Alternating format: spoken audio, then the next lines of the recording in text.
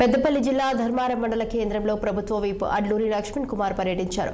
గడ్డం వెంకటస్వామి 95వ జయంతి సందర్భంగా ముందుగా అంబేద్కర్ విగ్రహానికి పూల వేసి గడ్డం వెంకటస్వామి చిత్రపటానికి పూలమాల వేసి నివాళులర్పించి కేక్ కట్ చేశారు. సంజీవిని ఆసుపత్రిలో ఏర్పాటు చేసిన రక్తదాన శిబిరాన్ని ప్రారంభోత్సవం చేసి అడ్లూరి లక్ష్మణ్ కుమార్ రక్తం ఇచ్చారు.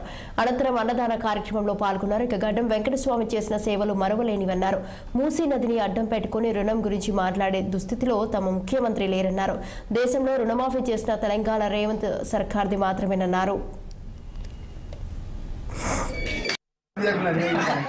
కాంగ్రెస్ పార్టీ నాయకులు మహోన్నతమైన నేత స్వర్గీయ పెద్దల వెంకటస్వామి గారి కాక జన్మదిన వేడుకలు ఈరోజు ధర్మారం మండల కాంగ్రెస్ పార్టీ ఆధ్వర్యంలో మరి పెద్ద ఎత్తున దేశంలో ఉన్నటువంటి అట్టడు వర్గానికి పేద వర్గానికి ప్రత్యేకంగా ఉమ్మడి ఆంధ్ర రాష్ట్రంలో పేద ప్రజానీకానికి అండగా ఉన్నట్టు మహోన్నతమైన నాయకులు పెద్దలు వెంకటస్వామి గారు.